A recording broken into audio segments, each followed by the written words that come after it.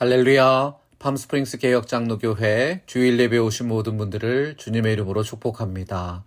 다 함께 묵상기도 하심으로 주일 예배 드리겠습니다. 할렐루야, 여호와께 감사하라. 그는 선하시며 그 인자하심이 영원하미로다. 누가 능히 여호와의 권능을 다 말하며 주께서 받으실 찬양을 다 선포하랴. 정의를 지키는 자들과 항상 공의를 행하는 자는 복이 있도다. 여호와의 인자하심과 인생에게 행하신 기적으로 말미암아 그를 찬송할지로다. 사랑과 은혜가 풍성하신 하나님, 언제나 우리를 선하게 인도하시는 인자하신 하나님을 찬송합니다. 지난 한 주간의 삶 속에서도 우리를 하나님의 눈동자처럼 지켜 보호하여 주시고 인생에게 행하신 그 놀라운 기적들을 믿음으로 누리며 살게 하신 것 감사합니다. 거룩한 주의 날에 하나님을 예배할 수 있는 이 귀한 특권을 허락해 주셨습니다. 누가 능히 여호와의 권능을 다 말하며 주께서 받으실 찬양을 선포하랴. 우리들의 마음의 중심으로 살아계신 하나님을 고백하는 신령한 예배 되게 하여 주옵소서. 하나님이 함께 하시는 영적 승리의 역사가 우리의 삶 가운데 충만하게 하여 주시옵소서. 예수 그리스도의 이름으로 기도합니다. 다 같이 마음을 모아서 살아계신 하나님 찬송하겠습니다.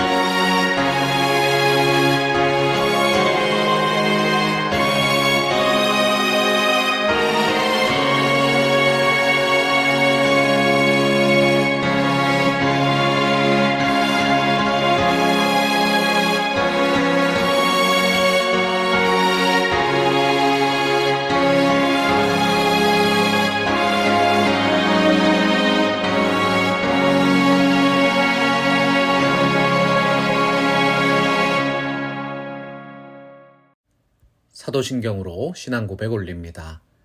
전능하사 천지를 만드신 하나님 아버지를 내가 믿사오며 그 외아들 우리 주 예수 그리스도를 믿사오니 이는 성령으로 잉태하사 동정녀 마리아에게 나시고 본디오 빌라도에게 고난을 받으사 십자가에 못 박혀 죽으시고 장사한 지 사흘 만에 죽은 자 가운데서 다시 살아나시며 하늘에 오르사 전능하신 하나님 우편에 앉아 계시다가 저리로서 산자와 죽은 자를 심판하러 오시리라.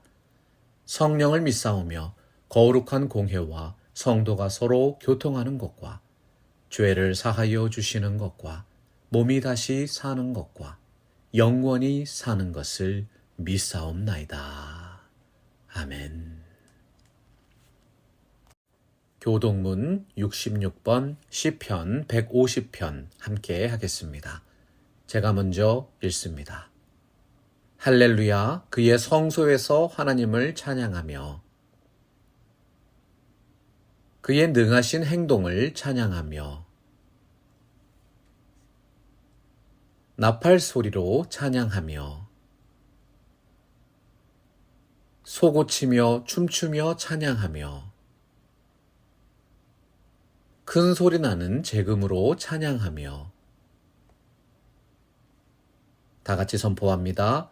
호흡이 있는 자마다 여호와를 찬양할지어다. 할렐루야. 아멘. 팜스프링 개혁 장로교회에 오신 것을 환영합니다. 우리 교회는 은혜와 진리로 가득한 복음의 공동체입니다. 방문하신 분들이나 등록을 원하시는 분들은 새 가족팀의 안내를 받으시기 바랍니다. 팜스프링 개혁 장로교회는 비대면 온라인과 대면 예배당 신앙 공동체를 운영합니다.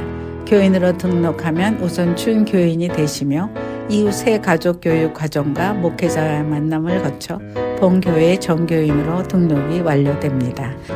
매일 성경 통독 리딩 지저스가 진행 중입니다. 통독 일정에 따라 매일 아침 성경을 읽으시고 마음과 정성을 담아 응답하여 주십시오.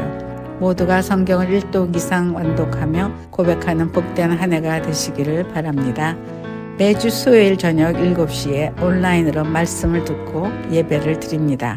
교우 카톡방에 올려지는 말씀을 들으시고 여러분들이 예배 참여를 한 줄 응답으로 고백해 주십시오.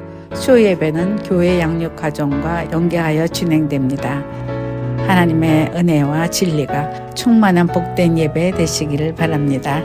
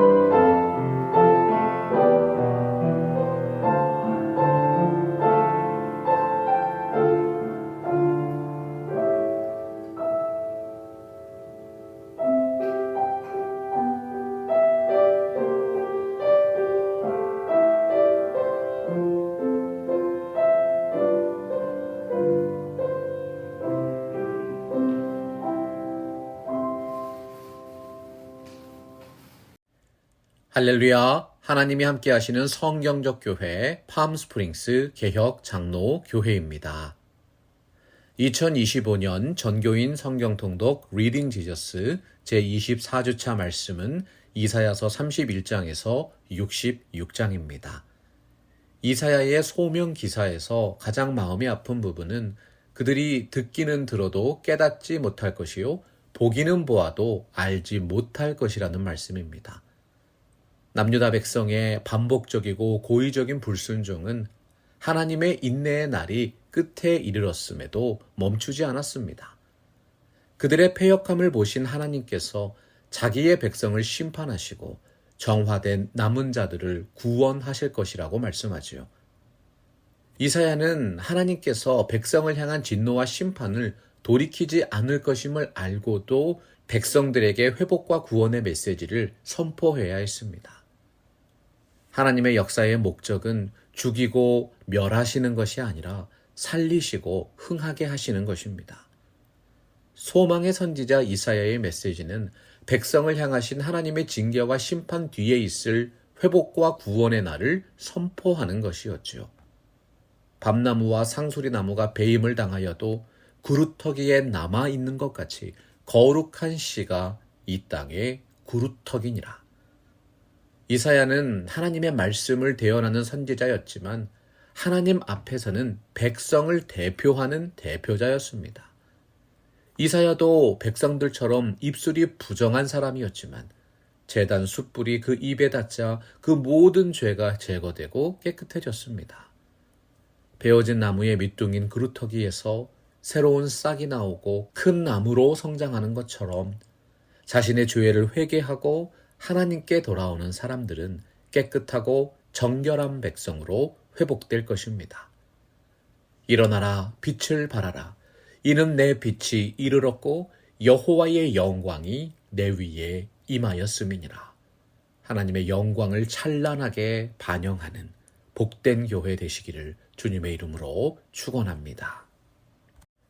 다음 주 토요일 7월 12일까지 잠시 휴식을 갖도록 하겠습니다. 휴가 기간 중에 모든 예배와 말씀은 교우 카톡방과 교회 홈페이지와 교회 유튜브 브랜딩 채널에서 온라인으로 진행됩니다. 오늘 7월 6일 주일 예배는 온라인 주일 예배로 드리고 있습니다. 밤 데저트 성전에서는 별도의 대면 예배가 없습니다. 성도님들 모두 주일 온라인 예배에 참여하시고 함께 하나님을 경배하십시오. 무더운 사막에서 주님의 교회를 섬기시는 모든 분들에게 하나님의 영광이 임하게 될 줄로 믿습니다. 우리 다 같이 7월의 성경 구절 한 목소리로 선포해 볼까요? 사람이 무엇이기에 주께서 그를 생각하시며 인자가 무엇이기에 주께서 그를 돌보시나이까. 그를 하나님보다 조금 못하게 하시고 영화와 존귀로 관을 씌우셨나이다. 시편 8편 4절과 5절 말씀입니다. 주님께서 오늘 우리에게 허락하신 말씀 시편 8편 1절에서 9절까지 말씀입니다. 주신 말씀 교독하겠습니다. 여호와 우리 주여 주의 이름이 온 땅에 어찌 그리 아름다운지요 주의 영광이 하늘을 덮었나이다.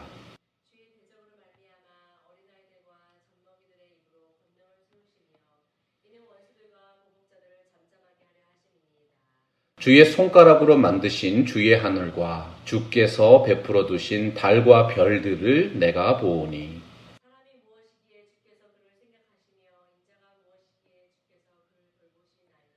그를 하나님보다 조금 못하게 하시고 영화와 존귀로 관을 씌우셨나이다.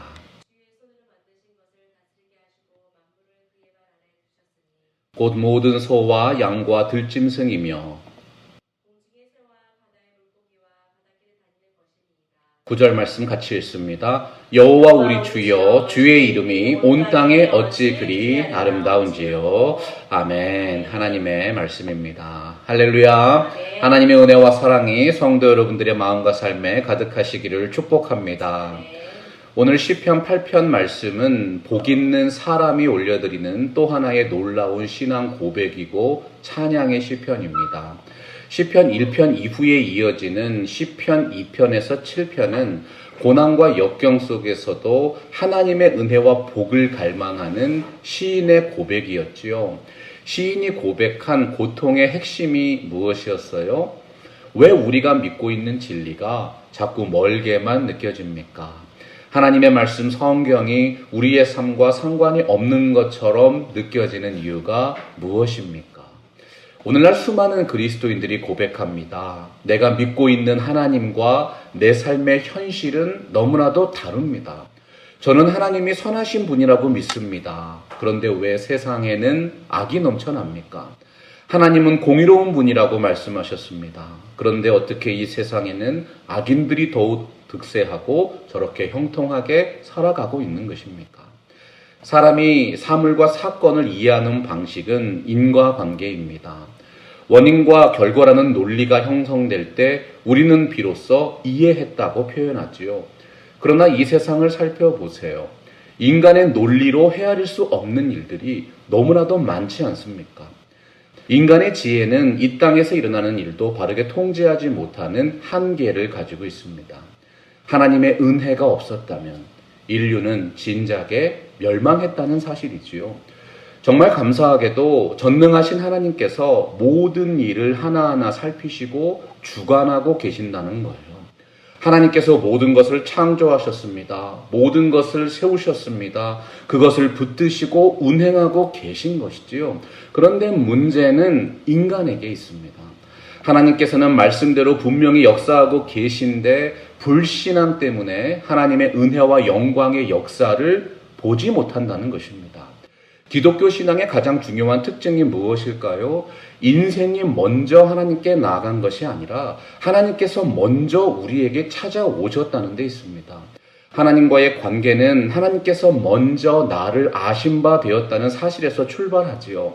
하나님께서 나의 모든 것을 이미 다 알고 계신다는 믿음.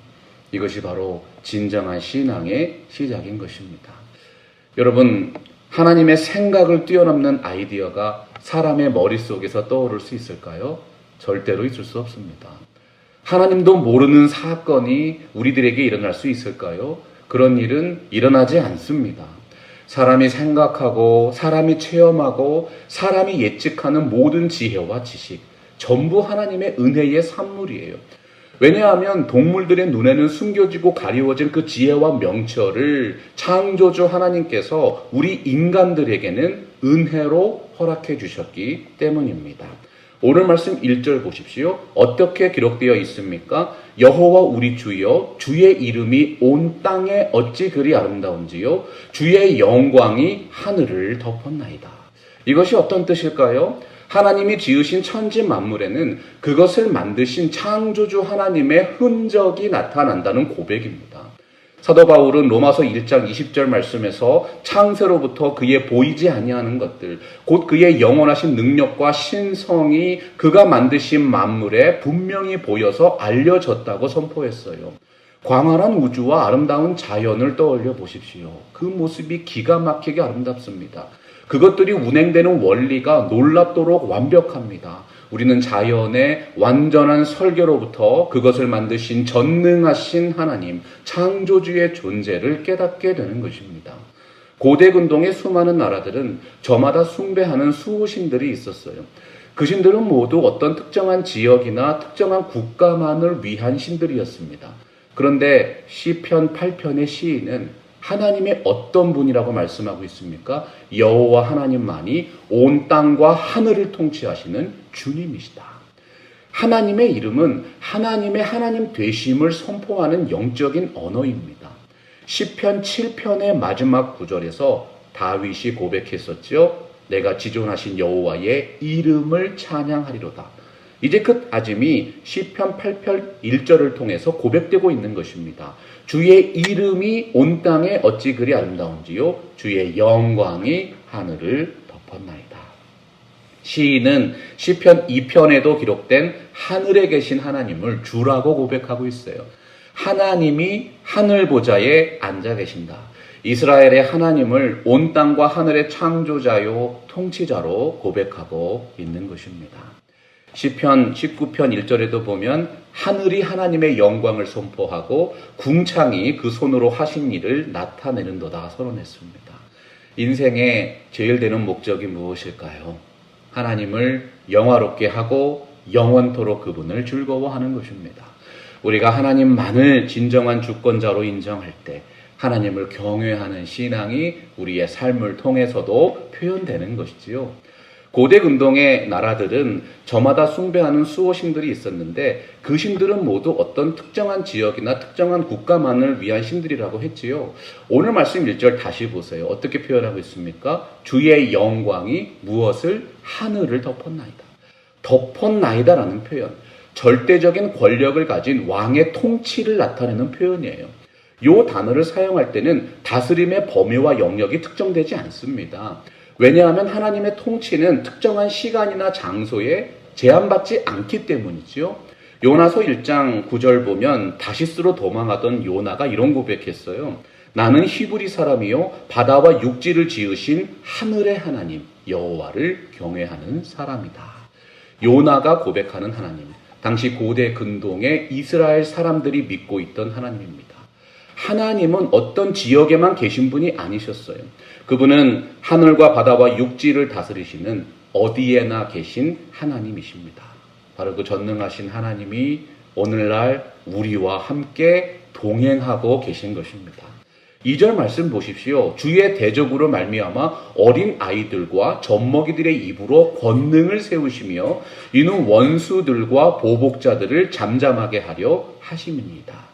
우리가 암송하고 있는 사도신경의 첫 번째 문장이 무엇이죠? 전능하사 천지를 만드신 하나님 아버지를 내가 믿사오며. 우리들은 전능하신 하나님을 우리의 아버지라고 고백합니다. 하나님이 하늘과 땅의 모든 것을 다스리신다는 진리를 당연하게 고백하는 것이지요. 하지만 여러분들의 삶의 현실들을 한번 떠올려 보세요. 일터에서 만나시는 수많은 불신자들을 생각해 보세요. 너무나도 많은 분들이 하나님의 전능하심을 실제로는 부정하고 있다는 사실입니다. 시편이 말씀하는 어리석은 인생은 하나님이 없다고 여기는 인생들입니다. 모든 인생들이 가장 연약하다고 여기는 어린 아이와 젖먹이의 입술을 통해서도 하나님의 통치가 놀랍게 선포되고 있는 것입니다. 창조주 하나님께서 역사하시면 길가의 돌들도 구원의 축복을 상속받는 아브라함의 후손이 됩니다. 예레미야서 32장 17절에서 선포했지요. 주께서 큰 능력과 펴신 팔로 천지를 지으셨사오니 주에게는 할 수 없는 일이 없으십니다. 누가복음 1장 37절에서 천사의 입을 빌어서 말씀했습니다. 대저 하나님의 모든 말씀은 능하지 못하심이 없느니라.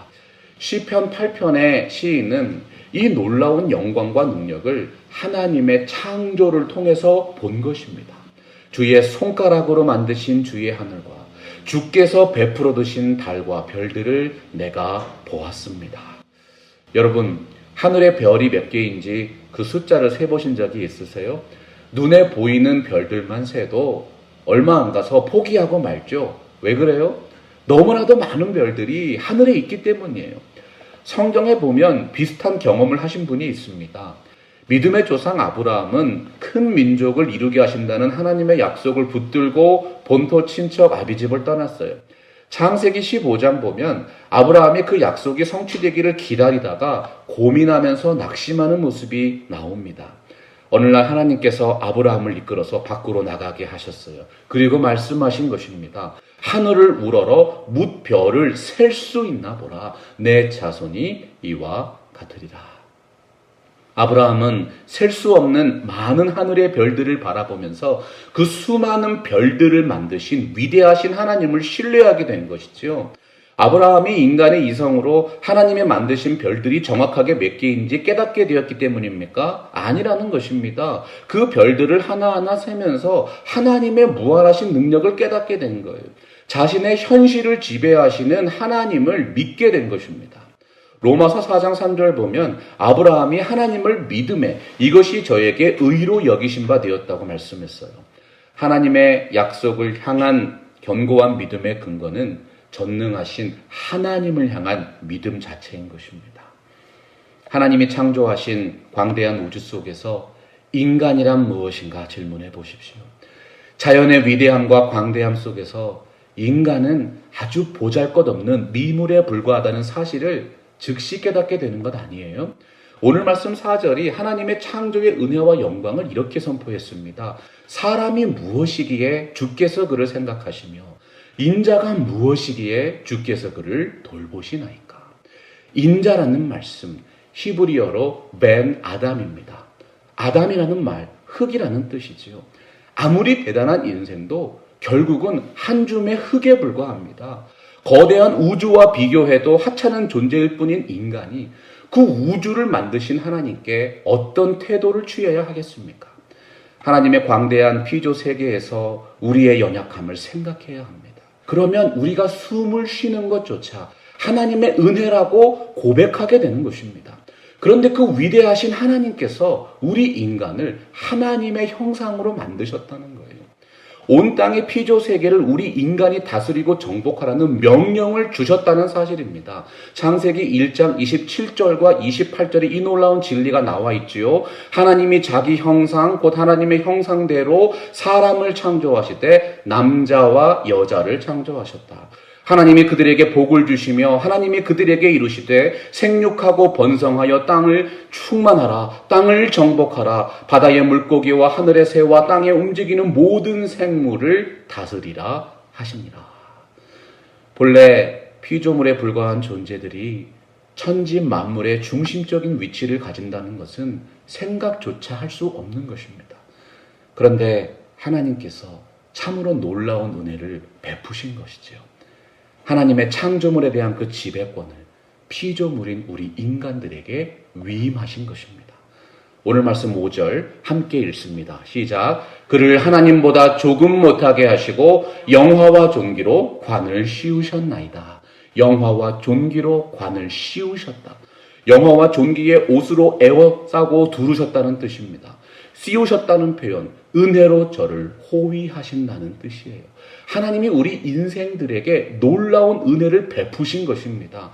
창조주 하나님이 가장 귀히 여기시고 사랑하는 피조물로 세우셨어요. 우리 인간을 영화롭게 하시고 존귀한 존재로 만들어 주셨다는 것이지요. 창세기 1장에 기록된 말씀 보면 하나님의 천지 창조의 순서가 기록되어 있습니다. 거기에 보면 두 개의 중요한 표현이 계속해서 반복되지요. 하나는 하나님이 이르시되라는 말씀이고 또 다른 하나는 하나님이 보시기에 좋았더라는 표현이에요. 계속 이 두 개의 말씀이 창조의 과정이 진행되면서 대꾸를 이루면서 반복됩니다. 그리고 인간을 만드실 때 클라이맥스가 표현되는 거예요. 오케스트라의 절정처럼 말씀합니다. 하나님이 이루시되 우리 형상을 따라 우리 모양대로 우리가 사람을 만들고 하나님이 지으신 그 모든 것을 보시니 보시기에 심히 좋았더라. 사랑하는 성도 여러분, 우리 삶의 모든 것들이 살아계신 하나님의 창조와 역사의 증거들입니다. 인간의 참된 위치에 대해서 늘 확신하셔야 돼요. 삶의 우여곡절로 좌절을 겪게 되면 스스로를 비참한 존재로 생각하는 경우가 얼마나 많습니까? 하지만 그럴 때마다 우리는 이 구조를 묵상하고 새롭게 다짐해야 하는 것이지요. 다윗처럼 고백해야 하는 것입니다. 하나님이 우리를 세상 만물을 다스리는 왕 같은 제사장으로 세우셨다. 삶의 모든 상황 속에서 하나님의 임재를 체험하는 복된 삶이 되시기를 주님의 이름으로 축원합니다. 다 함께 6절 말씀 읽습니다. 주의 손으로 만드신 것을 다스리게 하시고 만물을 그의 발 아래 두셨으니 다스리다. 그의 발 아래 두다. 이 모든 표현들 하나님이 인간을 왕적인 존재로 세웠음을 나타내고 있는 것입니다. 그러나 우리 인생들이 반드시 기억해야 하는 진리가 무엇이죠? 하나님이 우리 인간들에게 이 땅을 다스릴 통치권을 주셨다고 해서 하나님이 만드신 세계를 착취하고 무분별하게 파괴해서는 안 된다는 거예요. 하나님의 창조 세계입니다. 이 세상을 다스리지만 피조 세계와 더불어 함께 살아야 한다는 사실을 잊지 말아야 하는 것이지요. 원래 고대 근동의 세계관에서 영화와 존귀라는 표현은 오직 나라의 왕에게만 사용하는 단어들이었어요. 이스라엘 민족의 신앙은 바로 그 영화와 존귀의 절정이신 높이 계신 왕들의 왕, 하나님에 대한 신앙이었습니다. 인간의 생각과 능력이 미치지 못하는 하나님만의 영역이 있어요. 이것을 하나님에 관한 교리에서는 하나님의 주권이라고 표현합니다. 그 어떤 피조물도 침범할 수 없는 하나님만의 고유한 영역이 있다는 것이지요. 그런데 그 위대하신 하나님의 능력이 펼쳐진 두 개의 사건이 있어요. 하나는 창조이고 또 다른 하나는 구원입니다.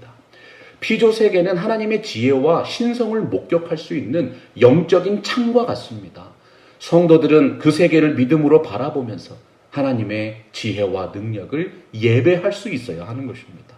왜냐하면 바로 그 위대하신 하나님께서 우리 인생들에게 그분의 창조 세계를 다스려야 하는 막중한 책임과 임무를 허락하셨기 때문입니다.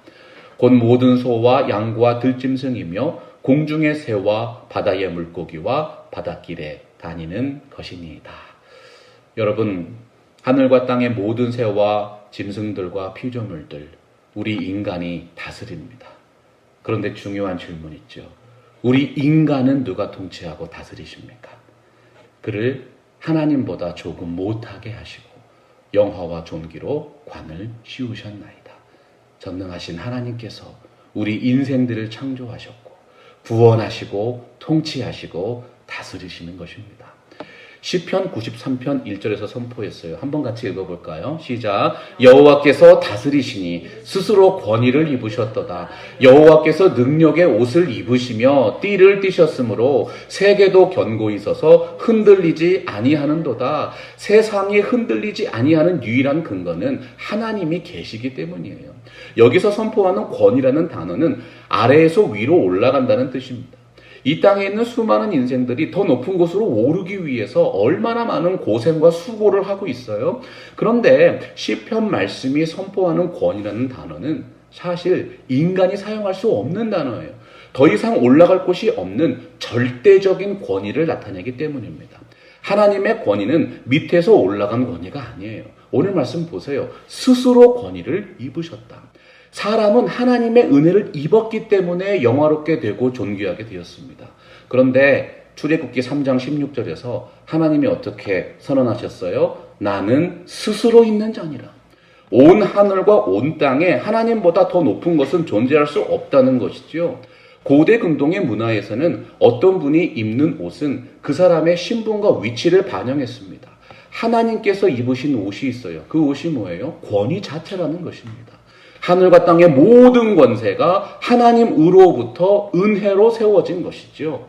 위대한 신학자인 어거스틴이 고백했어요. 누군가 시간이 무엇이냐고 나에게 묻는다면 나는 그것을 설명할 방법을 알지 못한다. 우리 인간들은 모든 인생을 시간 속에서 소모하고 있습니다. 시간이 흘러가고 있다는 사실을 인지하고 있고 언제나 물어보죠. 지금 몇 시예요? 인생은 시간의 흐름으로 표현되는 삶을 소모하면서 살아가고 있는 거예요.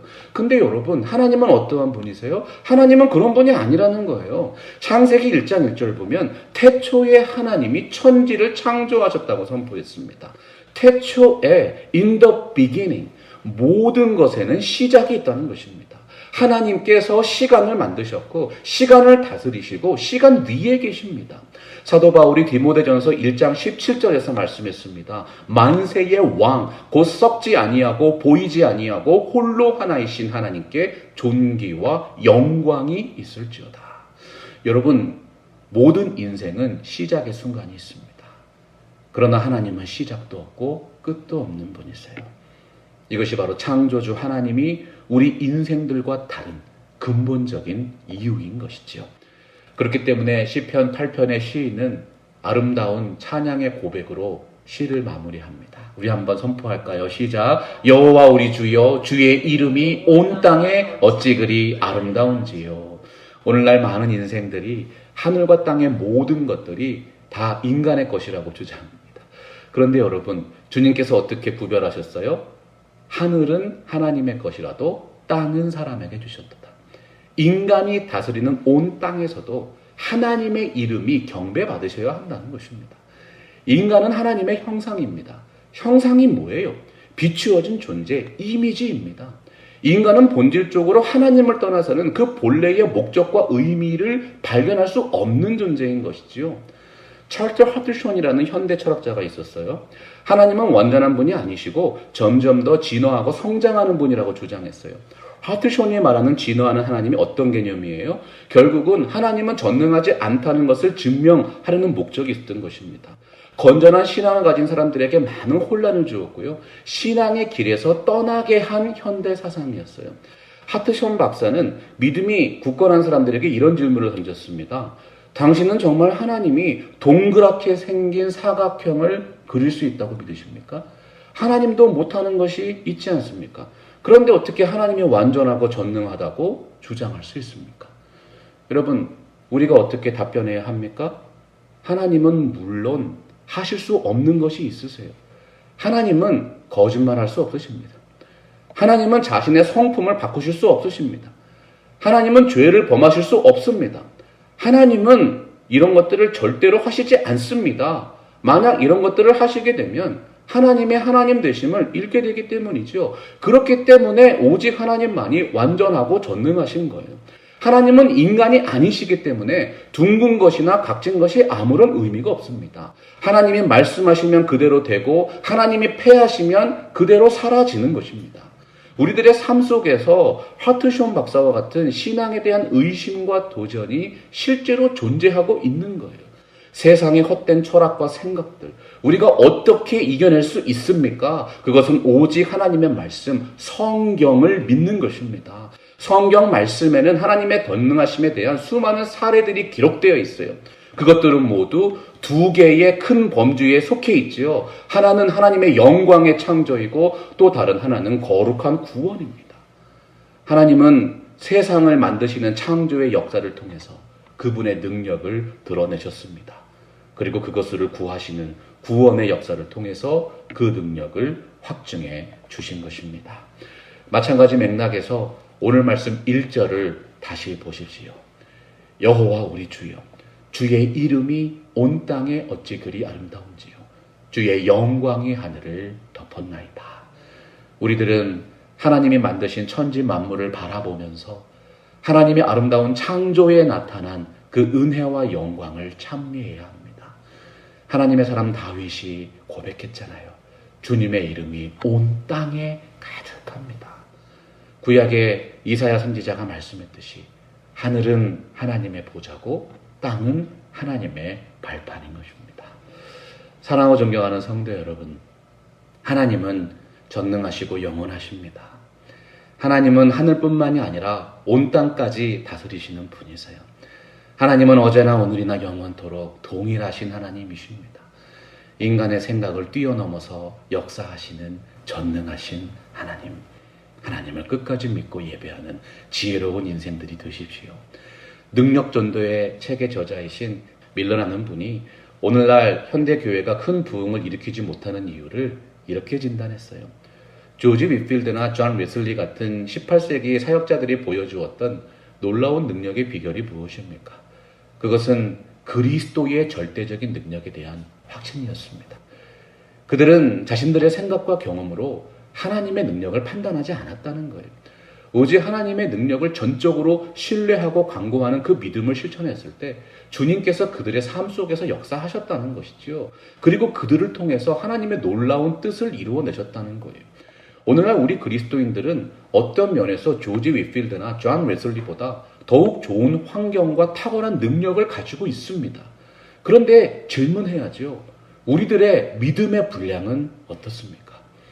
오히려 그때보다 훨씬 더 작아진 그리스도를 믿고 있는 것은 아닙니까? 시편 8편의 시인인 다윗의 고백을 마음에 새깁시다. 사람이 무엇이기에 주께서 그를 생각하시며 인자가 무엇이기에 주께서 그를 돌보시나이까. 우리의 생각과 경험과 판단을 뛰어넘어 역사하시는 전능하신 하나님만 신뢰하는 저와 여러분 되기를 주님의 이름으로 축원합니다. 찬송가 79장 주 하나님 지으신 모든 세계 찬양하시면서 준비하신 예물 온라인으로 하나님께 봉헌하겠습니다.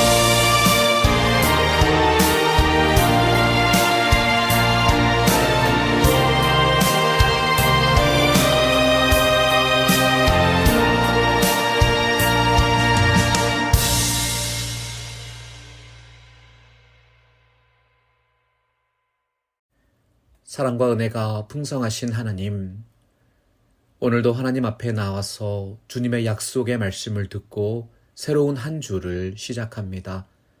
더욱 큰 은혜로 우리를 인도하시는 하나님의 거룩한 지혜와 능력이 성도님들의 가정과 일터와 모든 삶에 가득하게 하여 주시옵소서.